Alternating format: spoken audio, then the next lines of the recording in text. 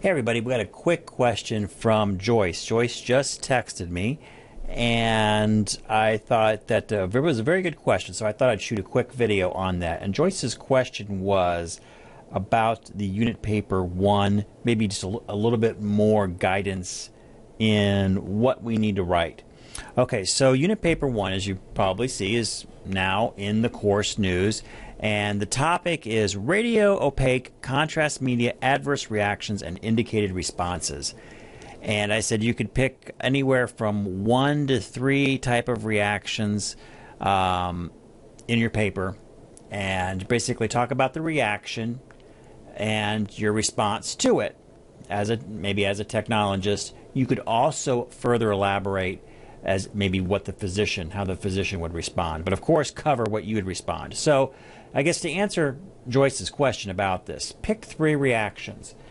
Any 3, or 1, or whatever, anywhere from 1 to 3, up to you. I'll say that almost everybody picks iodinated contrast media as one of their focus of the paper. I didn't want to leave the barium folks out. You could talk about barium reactions if you want. And if there's any MRI folks out there, well, you really don't have very many reactions in MRI. But if you wanted to do that, and even ultrasound agents, the microbubble agents, you could talk about the reactions to that. But in general, almost everybody picks the iodinated contrast media. And I think you can find a lot of guidance, especially on page 83 of the text as I'm looking here.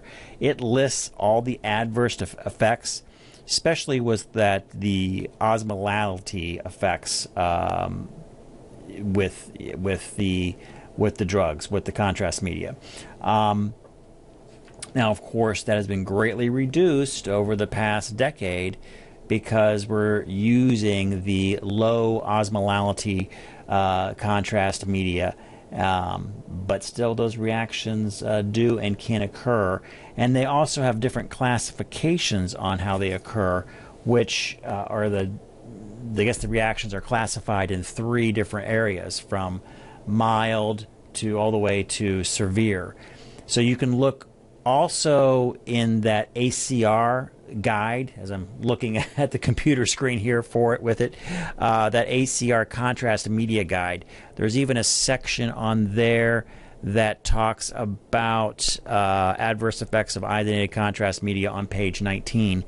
And it goes through, scan through here real quick.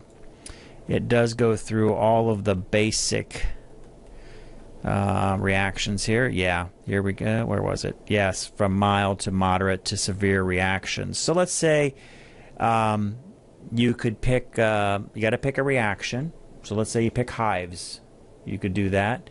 Hives can appear in 2 different forms. It can be from mild to moderate. What are the reactions to that? Let me just say, if I did the hives right there, hives alone would probably be a page. Here's what happens, here's why it happens, and here's my reaction to it. That would cover a page. And that would be maybe a good one to cover. Again, up to you on how you want to do that. If you want to go, you can go for the much more severe, life-threatening reactions. That would probably be a good idea as well. But I would really look at that page 19, as I'm looking here on, looks like it starts on 19 of the American College of Radiology manual on contrast media to help give you ideas.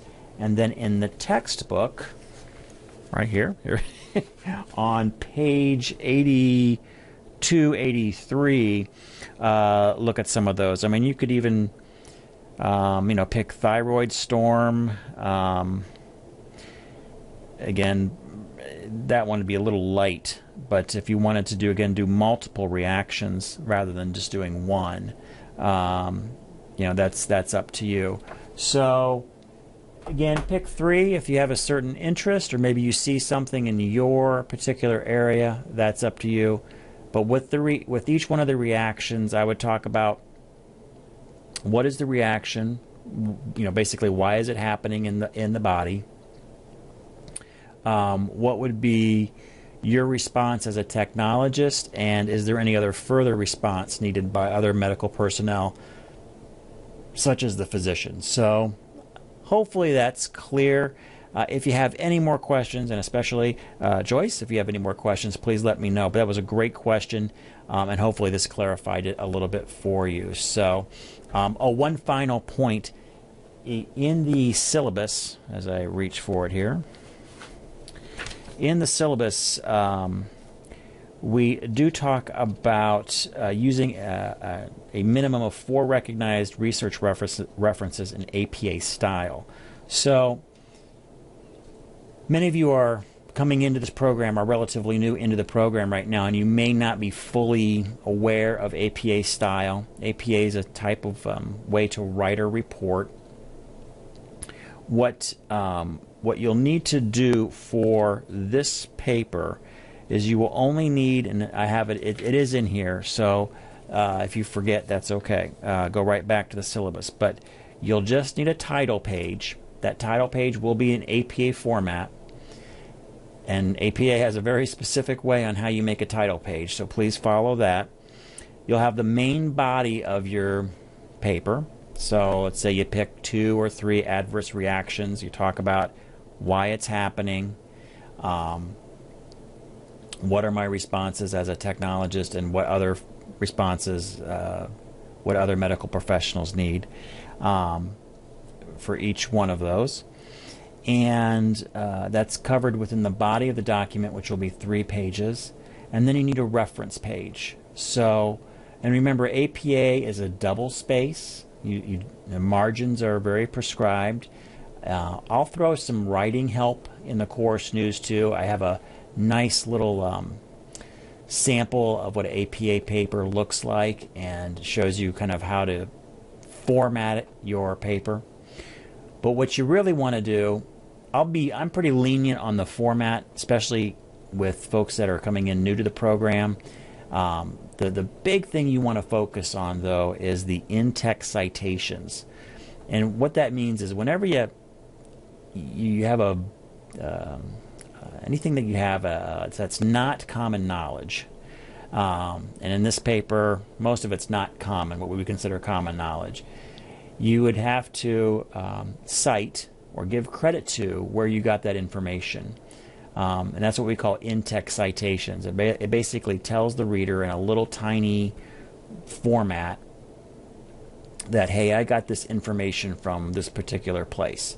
On your reference page, then we can find more information on where you actually got that from by looking at your in-text citation and going to your reference page and finding the original source document that you got that from.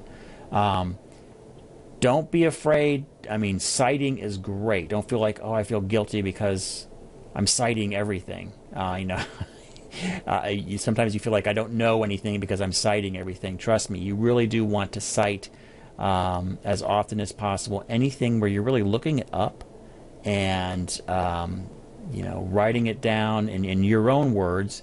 But you do want to do that. So I would expect, right off the bat, we have to use 4 recognized research references. So that just means don't use any shady websites, basically.